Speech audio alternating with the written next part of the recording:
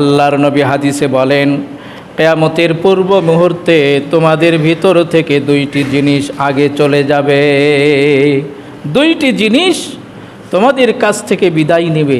তার একটি হলো, নবীজি বলেন, আউয়ালু মা তাফকিদুনা মিন দীনিকুমুল আমানা। প্রথম তোমাদের কাছ থেকে যেই জিনিসটা বিদায় নেবে সেটি হলো আমানত। একজনের কাছে আপনি যদি কোনো কিছু আমানত রাখেন, এই ব্যক্তিটা আমানতটা খেয়ানত করে ফেলবে। নবীজি বলেন, দুইটি জিনিস কিয়ামতের পূর্বে তোমাদের কাছ থেকে বিদায় নিবে। এক নাম্বার হলো আমানত, এটা সর্বপ্রথম চলে যাবে।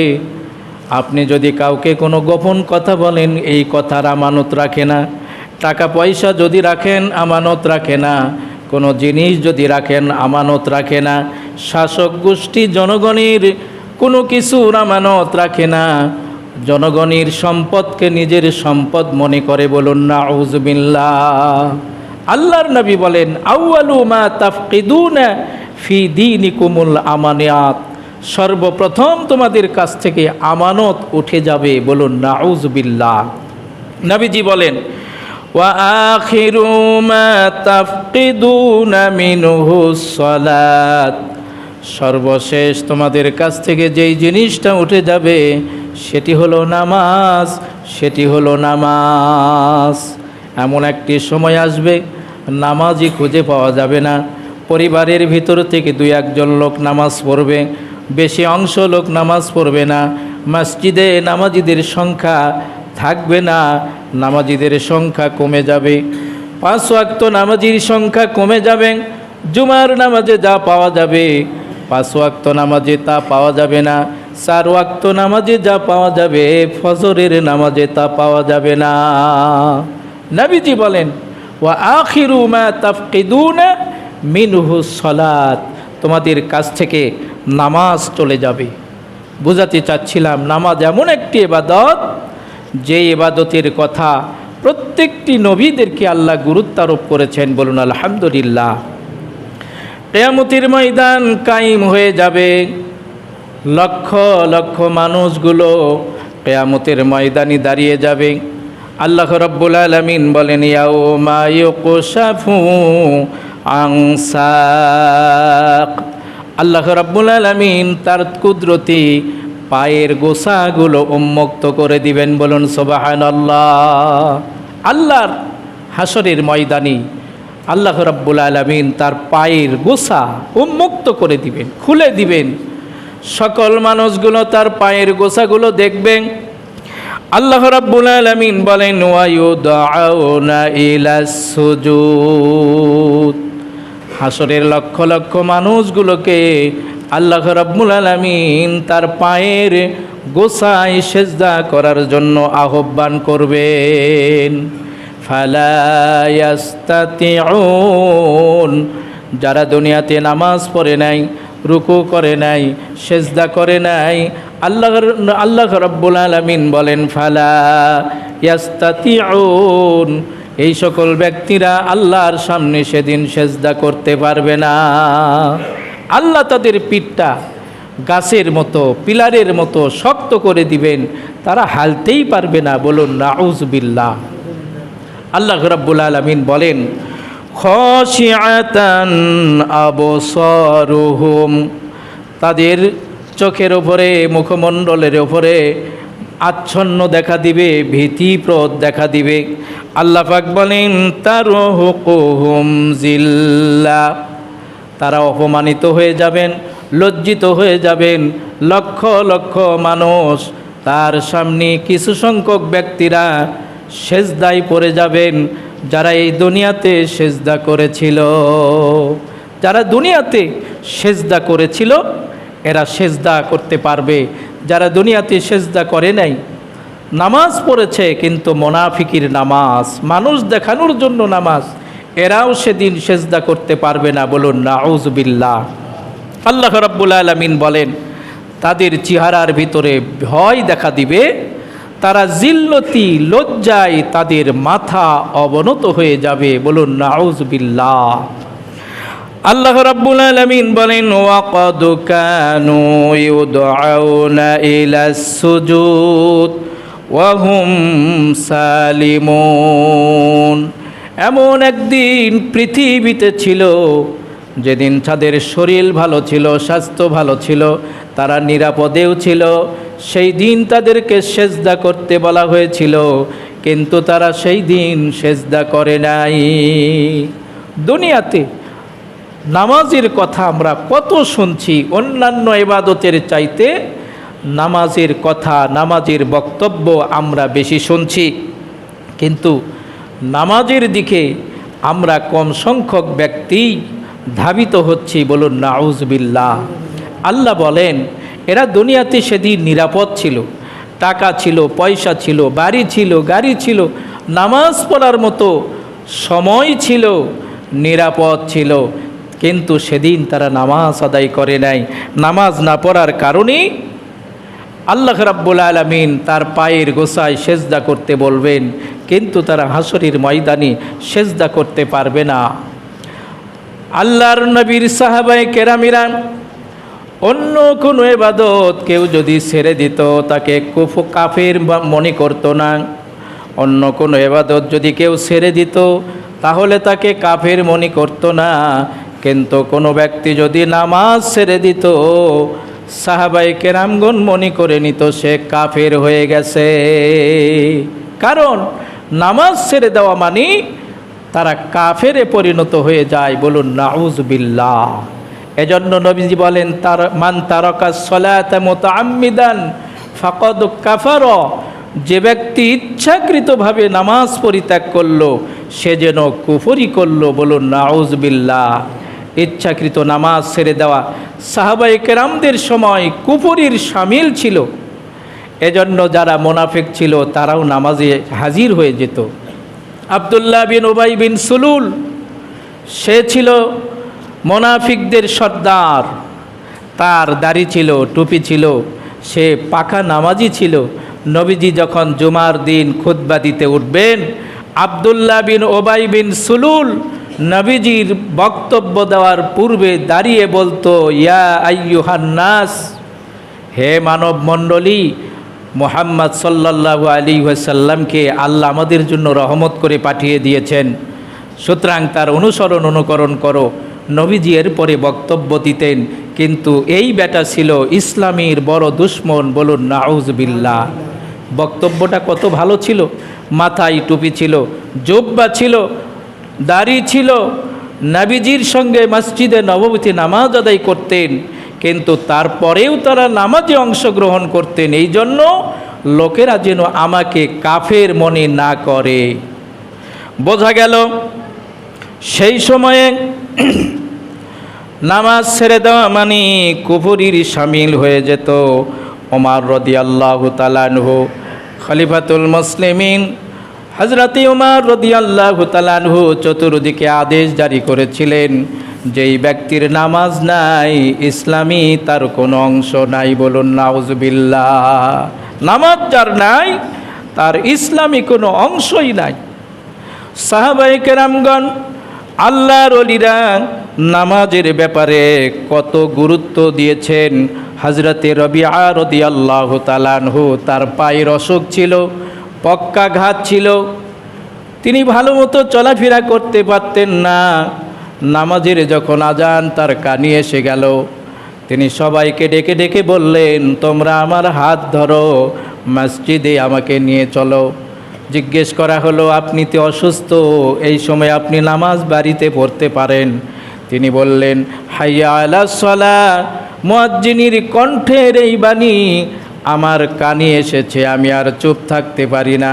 তোমাদেরকে আমি ওসিয়ত করছি, যতক্ষণ পর্যন্ত তোমাদের সামর্থ্য থাকবে ততক্ষণ পর্যন্ত হামাগুড়ি দিয়ে হলেও তোমরা মসজিদে গিয়ে নামাজ আদায় করবে। বলুন সুবহানাল্লাহ। পক্ষাঘাত, ব্যথা পায়ে চলতে পারেন না, তারপরেও আজানের ধ্বনি তাদের কানে আসার সঙ্গে সঙ্গে তারা যেন সুস্থ হয়ে যেতেন। বলুন সুবহানাল্লাহ। আমির রাদিয়াল্লাহু তাআলা আনহু নবীজির একজন সাহাবী, তিনি মৃত্যু যন্ত্রণায় ছটফট করছেন। মসজিদ থেকে আজানের ধ্বনি তার কানে যখন আসলো, তিনি তখন সবাইকে বললেন, আমাকে মসজিদে নিয়ে চলো। বললেন, আপনি তো অসুস্থ, চলতে পারেন না, কখনো কখনো আপনি বেহুশ হয়ে চলে যাচ্ছেন, নামাজ পড়বেন কিভাবে, মসজিদে যাবেন কিভাবে? তিনি কি উত্তর দিলেন আল্লাহর বান্দারা শুনুন। তিনি বলছেন, মসজিদ থেকে আল্লাহর দিকে আহ্বান করার জন্য সেই ধ্বনিটা আমার কানে এসেছে। মসজিদ থেকে আল্লাহর দিকে আহ্বান করা হচ্ছে, আমি আমির কি সেই ডাকে সাড়া দিব না? সুবহানাল্লাহ। মসজিদ থেকে আমরা মনে করি মুয়াজ্জিন শুধু আজান দেয় না, মসজিদ থেকে মুয়াজ্জিন শুধু আপনাকে আমাকে আজান দেয় না, মসজিদ থেকে মুয়াজ্জিনের কণ্ঠে দুইটি শব্দ খুব গুরুত্বপূর্ণ। এই দুটি শব্দের গুরুত্ব যদি কোনো মুসলমান বুঝতো, দুনিয়ার কাজকর্ম আজান শোনার সঙ্গে সঙ্গে তার দ্বারা সম্ভব ছিল না। মুয়াজ্জিন যখন বলে হাইয়া আলাস সালাহ, আল্লাহর বান্দা নামাজের দিকে আসো, নামাজের দিকে আসো, দুইবার বলে, একবার শুধু নয়। আপনি হয়তো বেখিয়াল থাকবেন, এজন্য আজানির শব্দগুলো দুইবার বলা হয়। এরপরে মুয়াজ্জিন আবার বলে হাইয়া আলাল ফালাহ, কল্যাণীর দিকে আসো, দুনিয়াতেও কল্যাণ, আখেরাতেও তোমার জন্য কল্যাণ। এমন একটা কল্যাণীর দিকে মুয়াজ্জিন ডাকেন। হযরতে আমির বলেন, মসজিদ থেকে আল্লাহর দিকে আহ্বান করা হচ্ছে, আমি কি সেই ডাকে সাড়া দিব না? মসজিদে তাকে নিয়ে যাওয়া হলো। হযরতে আমির রাদিয়াল্লাহু তাআলা আনহু নামাজ শুরু করে দিলেন। বর্ণনাকারী বলেন, মাগরিবের নামাজ ছিল 3 রাকাত। 1 রাকাত হযরতে আমির আদায় করলেন, দ্বিতীয় রাকাতের জন্য দাঁড়িয়ে গিয়েছেন। হঠাৎ করে তিনি পড়ে গিয়া নামাজরত অবস্থায় দুনিয়া থেকে বিদায় নিলেন। বলুন সুবহানাল্লাহ। এটি ছিল তাদের নামাজ। অল্প একটু অসুস্থতার ভান করে আমরা যারা মসজিদ থেকে সরে থাকার চেষ্টা করি, নামাজ থেকে সরে থাকার চেষ্টা করি, এগুলো আমাদের জন্য শিক্ষণীয় বিষয়। হযরত ইব্রাহিম তাইমি রাহমাতুল্লাহ আলাইহি অনেকই বলেছেন, শুনুন। হযরত ইব্রাহিম তাইমি রাহমাতুল্লাহ আলাইহি বলেন, কোনো ব্যক্তিকে তুমি যদি দেখো তাকবীরে উলাই সে অলসতা করছে, অনেক সময় ইমাম সাহেব নামাজে দাঁড়িয়ে গিয়েছেন, আল্লাহু আকবার বলেছেন, নামাজ শুরু করে দিয়েছেন, আমরা অনেক সময় অলসতা করে, গাফলাতি করে, বিলম্ব করেই তাকবীরে উলাটা ছেড়ে দেই। তাকবীরে উলা হযরত ইব্রাহিম তাইমি রাহমাতুল্লাহ আলাইহি বলেন, কোনো ব্যক্তিকে তুমি যদি অলসতা করে তাকবীরে উলা ছেড়ে দিতে দেখো, তাহলে তুমি তার কাছ থেকে মুখটা ফিরাইয়া নাও, নিজের মুখটা ফিরাইয়া নাও। আর বেনামাজিদের কাছ থেকে আমাদের মুখটা কিভাবে ফিরাতে হবে বুঝুন। তিনি বলেন, নামাজ শুরু হয়ে গেছে তাকবীরে উলা, যেই তাকবীরে উলার জন্য নবীজি বলেন, মান সাল্লা লিল্লাহি ফি জামাআতিন 40 ইয়াওমা তাকবীরাতুল উলা, কোনো ব্যক্তি যদি তাকবীরে উলার সঙ্গে 40 দিন নামাজ আদায় করে, আল্লাহ রাব্বুল আলামিন তাকে 2টা পুরস্কার দান করবেন। বলুন সুবহানাল্লাহ। 2টা পুরস্কার দান করবেন। 1 নাম্বার পুরস্কার, আল্লাহ রাব্বুল আলামিন তাকে দান করবেন বারাআতানি বারাআতুম মিনান নিফাক ওয়া বারাআতানি বারাআতুম মিনান নার। আল্লাহ রাব্বুল আলামিন তাকে মুনাফিকদের দপ্তর থেকে তার নামটা কেটে দিবেন, তার জাহান্নামীর দপ্তর থেকে তার নামটা কেটে দিবেন। বলুন সুবহানাল্লাহ। মুনাফিকের দপ্তর থেকে নাম কেটে যাবে। 40 দিন তাকবীরে উলার সাথে, তাকবীরে উলা হলো ইমাম সাহেব আল্লাহু আকবার বলেছেন, সূরা কেরাত শুরু করার পূর্ব মুহূর্তটা হলো তাকবীরে উলা। এই হাদিসটি আমি অনেকবার মসজিদে আলোচনা করেছি। আমি জেনেছি যে আমার অনেক মুসল্লিরা এইটার উপরে আমল করেছেন। বলুন আলহামদুলিল্লাহ। খুব কষ্ট আছে, পেরেশান আছে, তারপরেও আপনি যদি ইস্তেকামাত থাকেন তাহলে এইটা সম্ভব হবে। বলুন আলহামদুলিল্লাহ। আল্লাহ আমাদের সকলকে আমল করার তৌফিক দান করুন, বলুন আমিন। আমাদের জীবনে প্রতিটি আমল থাকা দরকার। নামাজ যেরকম আমল রয়েছে, রোজা রয়েছে, হজ ফরজ হলে হজ থাকবে, জাকাত ফরজ হলে জাকাত থাকবে, ফকির মিসকিনকে দান খয়রাত থাকবে। আমাদের জীবনে ইতিকাফের মতো বড় আমলও আমরা যেন যোগ করতে পারি, এই চেষ্টাও আমাদের থাকবে। আলোচনা করছিলাম আল্লাহ রাব্বুল আলামিন নামাজের আদেশ নবীজিকে বলেন, ওয়া আমুর আহলাকা বিসসালাহ ওয়াসতাবির আলাইহা। নবীজি আপনি নামাজ আদায় করুন, আপনার পরিবারবর্গকে নামাজের আদেশ দিন।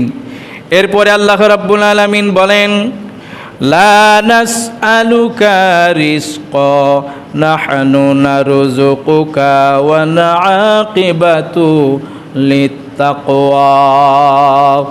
আল্লাহ রাব্বুল আলামিন বলেন, লা নাসআলুকা রিজকা, হে নবী আমি আপনার কাছে কোনো রিজিক চাই না।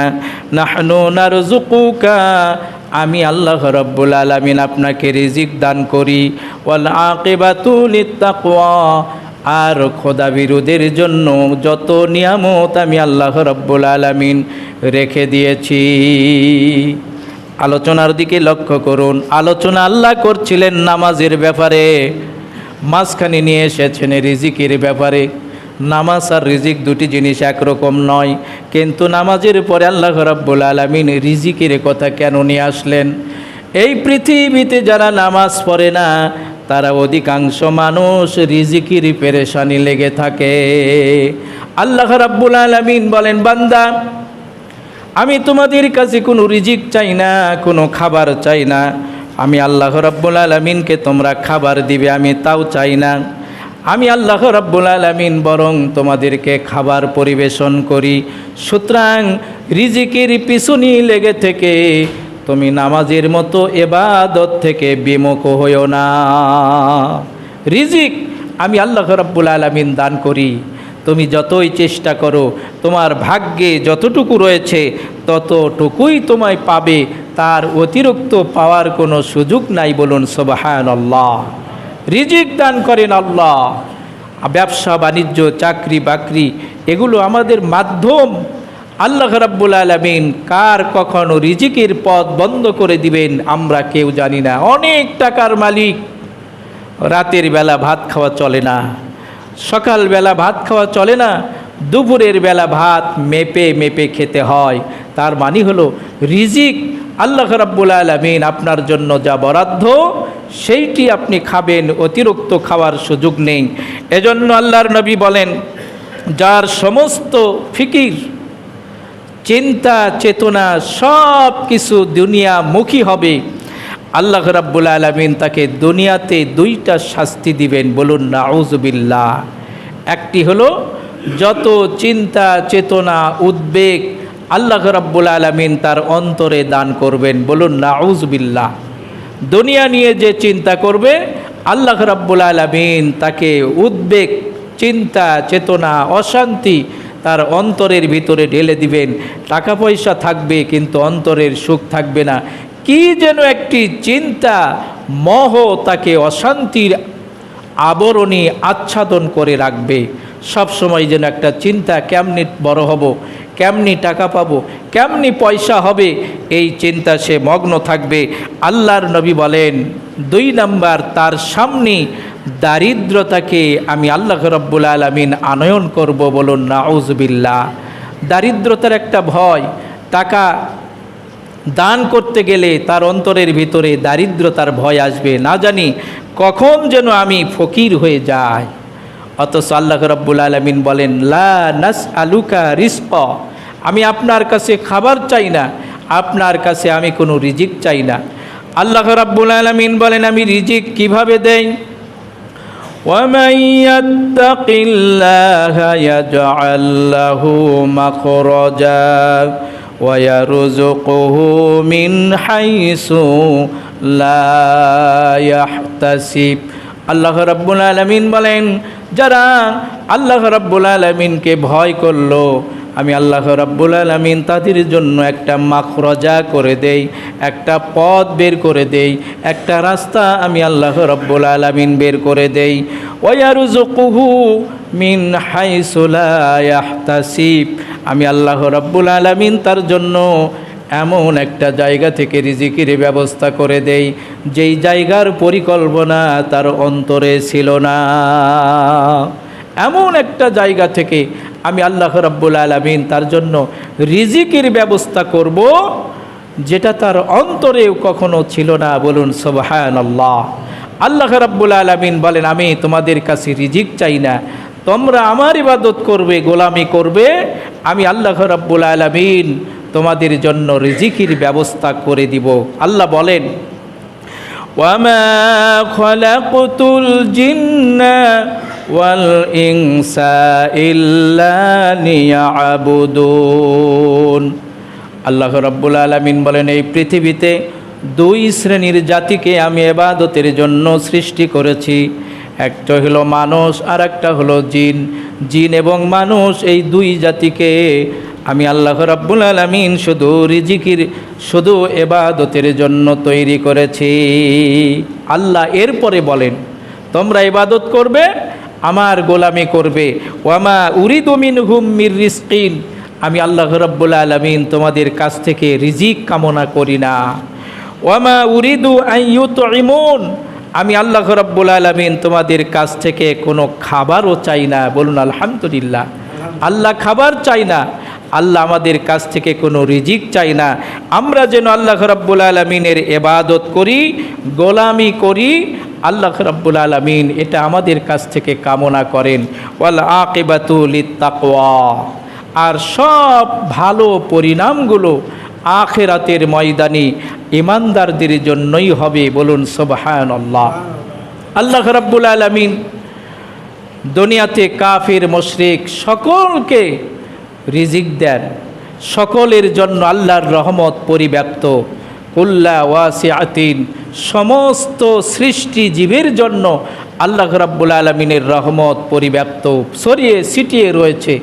বৃষ্টি হবে, কাফিরেরা পাবে, মুশরিকেরা পাবে, বেনামাজিরা পাবে, নামাজিরা পাবে, মুসলমানেরা পাবে। সূর্যের আলো সকলের জন্য পরিব্যাপ্ত। আল্লাহ রাব্বুল আলামিন বলেন, কিন্তু কিয়ামতের কঠিন দিন আখিরাতের ময়দানে আমার রহমত শুধু ইমানদারদের জন্য, খোদা ভীরুদের জন্য। বলুন আলহামদুলিল্লাহ। এজন্য সমস্ত শুভ পরিণাম যারা খোদা ভীরু তাদের জন্য আল্লাহ রাব্বুল আলামিন নির্ধারণ করে রেখেছেন। আর এই তাকওয়াবান কারা? যারা নামাজের মতো ইবাদতের উপরে সুপ্রতিষ্ঠিত রয়েছেন। আল্লাহ রাব্বুল আলামিন বলেন, ওয়াকালু লাউলা ইয়াতিনা বিআয়াতিন মির রাব্বিহি আওয়ালাম তা'তিহিম বায়িনাতু মা ফিস সুহুফিল উলা। নবীজি যখন কাফির মুশরিকদের কাছে ইমানের কথা বলতেন, নামাজের কথা বলতেন, এই সকল কাফির মুশরিকেরা বলতো, আমাদের কাছে সুস্পষ্ট কোনো নিদর্শন নিয়ে আসুন, মুআজিজা নিয়ে আসুন, যেটা দেখলে আমরা বুঝে নিব আপনি আল্লাহর নবী। প্রত্যেকটি নবীর কাছে তার উম্মতেরা এরকম এক একটি করে মুআজিজা চেয়েছেন। আল্লাহ রাব্বুল আলামিন প্রত্যেকটি নবীকে মুআজিজা দিয়ে সাহায্য করেছেন। বলুন সুবহানাল্লাহ। দাউদ আলাইহিস সালাতু ওয়াস সালামকে আল্লাহ রাব্বুল আলামিন মুআজিজা দিয়েছিলেন। ওয়া আনজালনাল হাদিদ, আল্লাহ বলেন আমি লোহাকে অবতীর্ণ করেছি। দাউদ আলাইহিস সালাতু ওয়াস সালামকে আমি মুআজিজা দিয়েছিলাম। তিনি যখন লোহা হাতের ভিতরে দিয়া চাপ দিতেন, লোহা পানির মতো গলে বরফের মতো পড়ে যেত। বলুন সুবহানাল্লাহ। এটি ছিল হযরতে দাউদ আলাইহিস সালাতু ওয়াস সালামের মুআজিজা। মুসা আলাইহিস সালাতু ওয়াস সালামকে মুআজিজা দেওয়া হয়েছিল। তার হাতে আল্লাহ রাব্বুল আলামিন লাঠি দিয়েছিলেন। এই লাঠি যদি জমিনে মারত, যদি বলতেন এখানে একটা কূপ হয়ে যা, কূপ হয়ে যেত, এখানে একটা ফলের গাছ হয়ে যা, গাছ হয়ে যেত। লাঠি যদি সাগরে মারতেন রাস্তা বের হয়ে যেত, লাঠি যদি জমিনে মারতেন সঙ্গে সঙ্গে এই লাঠিটা সাপে পরিণত হয়ে যেত। বলুন সুবহানাল্লাহ। প্রত্যেকটি নবীকে মজেজা দেওয়া হয়েছিল। কাফিরেরা বলতো, মুহাম্মদ তুমি যদি নবী হও এরকম একটি মজেজা দেখাও। হযরত ঈসা আলাইহিস সালাতু ওয়াস সালামকে আল্লাহ রাব্বুল আলামিন মজেজা দিয়েছিলেন। তিনি যদি অন্ধের চোখে যদি হাত লাগাইয়া দিতেন অন্ধ ভালো হয়ে যেত। সেই সময় অধিকাংশ মানুষগুলো কুষ্ঠী রোগী ছিল। কুষ্ঠ রোগীকে দেখতে বড় কুশ্রী দেখায়। আল্লাহর নবী ঈসা আলাইহিস সালাতু ওয়াস সালাম তাদের গায়ে যদি হাত বুলাইয়া দিতেন কুষ্ঠ রোগী ভালো হয়ে সুন্দর চামড়ায় পরিণত হয়ে যেত। হযরত ঈসা আলাইহিস সালাতু ওয়াস সালাম কবরের কাছে গিয়া যদি বলতেন কুম বিইذনিল্লাহ, আল্লাহর হুকুমে ওঠো, মৃত ব্যক্তিরা কবর থেকে সঙ্গে সঙ্গে দাঁড়ায়া বলতো, ইয়া ঈসা ইবনে মারইয়াম, কেন আমাদেরকে আপনি ডাক দিয়েছেন? বলুন সুবহানাল্লাহ। নবীদেরকে এরকম দান করা হতো। হযরত আবু সালেহ রাদিয়াল্লাহু আলাইহি সালাতু ওয়াস সালাম, সালেহ আলাইহিস সালাতু ওয়াস সালাম নামক একজন নবী ছিলেন। তার কওমের লোকেরা বলল, তুমি যদি নবী হও তাহলে এই যে আমাদের পার্শ্বে একটা কেতাল নামক একটা বড় পাহাড় রয়েছে, এই পাহাড় থেকে সুন্দর দুগ্ধপোষ্য সুন্দর একটা উট তুমি আমাদেরকে বের করে দেখাও। অসম্ভব ছিল একটা পাহাড় থেকে একটা উটনি বের করে, তাও আবার খুব সুন্দরী হতে হবে, দুগ্ধপোষ্য হতে হবে। আল্লাহর নবী সালেহ রহমত আলাইহি সালাতু ওয়াস সালাম বললেন, তোমরা যদি উট বের হতে দেখো তোমরা কি আমার উপরে ঈমান আনবে নাকি? তারা বলল, হ্যাঁ, যদি বের করে দাও আমরা ঈমান আনয়ন করব। সঙ্গে সঙ্গে আল্লাহর কাছে দোয়া করলেন, পাহাড় থেকে সুন্দর একটা উটনি তাদের চোখের সামনে বের হয়ে আসলো। বলুন সুবহানাল্লাহ। আবু সালেহ রাদিয়াল্লাহু আলাইহি সালাতু ওয়াস সালাম বললেন, দেখো সুন্দর একটা উট তোমাদের কাছে এসেছে, তোমরা এই উটের সঙ্গে ভালো ব্যবহার করবা। এই যে কূপ, এই কূপে উট যেদিন পানি পান করবে সেদিন তোমাদের গরু ছাগল এখানে পানি পান করতে পারবে না। যেদিন তোমাদের ছাগল পানি পান করবে সেদিন এই উটনি এখানে পানি পান করবে না। সেদিন তোমরা উটের দুগ্ধ খেয়ে জীবন ধারণ করবে। বলুন সুবহানাল্লাহ। আল্লাহর নবীর এই মজেজা দেখে তাদের হিংসা হয়ে গেল। এত সুন্দর উটনি বলার সঙ্গে সঙ্গে বের হয়ে আসলো। অনেক বড় ঘটনা তাফসীরের কিতাবে এসেছে। তারা চক্রান্ত করলো এই উটকে দুনিয়া থেকে বিদায় করে দিবে। বলুন নাউযুবিল্লাহ। দুইজন ব্যক্তি তাদের ভিতর থেকে এই উটনিকে দুনিয়া থেকে হত্যা করে বিদায় করে দিল।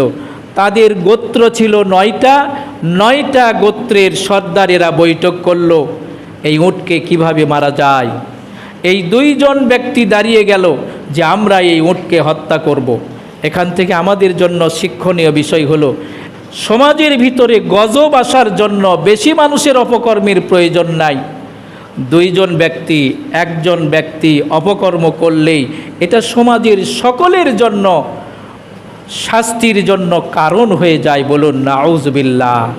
আজকে নামাজ পড়া হচ্ছে বৃষ্টির জন্য, নামাজ পড়া হচ্ছে কিন্তু বৃষ্টি নাই। এক ইমাম সাহেব মসজিদে ইস্তেসকার নামাজের জন্য ফজিলত বর্ণনা করেছেন যে আল্লাহর নবী এই সময় নামাজ পড়তেন, আমাদেরকেও নামাজ পড়া দরকার। এক শ্রেণীর মানুষ দাঁড়িয়ে বলতেছে, হুজুর খবরদার আপনি নামাজ পড়তে পারবেন না, কারণ আমাদের কাটা মারা চলতেছে, সমস্যা হবে। এই হলো সমাজের অবস্থা। দুইজন ব্যক্তি উটনিকে দুনিয়া থেকে বিদায় করে দিয়েছিল, তাদেরকে আল্লাহ রাব্বুল আলামিন সমূলে ধ্বংস করেছেন। আল্লাহর কাছে, নবীর কাছে তারা প্রার্থনা করেছিল, এরকম একটা মজেজা আপনি আমাদেরকে দেখান। আল্লাহর নবীকে আল্লাহ রাব্বুল আলামিন শত শত মজেজা দান করেছেন। বলুন আলহামদুলিল্লাহ। চাঁদ দ্বিখণ্ডিত করার আবদার জানিয়েছেন, ইশারা করেছেন, সঙ্গে সঙ্গে চাঁদ দ্বিখণ্ডিত হয়ে গিয়েছে। খেজুরের বিচি সারা খেজুর রোপণ করেছেন, সঙ্গে সঙ্গে খেজুরের গাছ হয়েছে, সম্পূর্ণ গাছ পরিণত হয়ে ফলে পরিণত হয়ে গেছে। বলুন সুবহানাল্লাহ। নবীজির সব মজেজা দুনিয়া থেকে বিদায় নিয়ে চলে গিয়েছে, অন্যান্য নবীদের মজেজাও দুনিয়া থেকে বিদায় নিয়ে চলে গেছে। একটা মাত্র মজেজা নবীজির কিয়ামত পর্যন্ত থাকবে, সেই মজেজার নাম হলো কোরআন। বলুন সুবহানাল্লাহ। কিয়ামত পর্যন্ত এই কোরআনের মজেজা নবীজির জন্য থাকবে, যার একটা অক্ষর, জবর, জের, পেশ, হরফ বিকৃতি হওয়ার কোনো সুযোগ নাই। আল্লাহ রাব্বুল আলামিন হেফাজত করবেন। বলুন সুবহানাল্লাহ।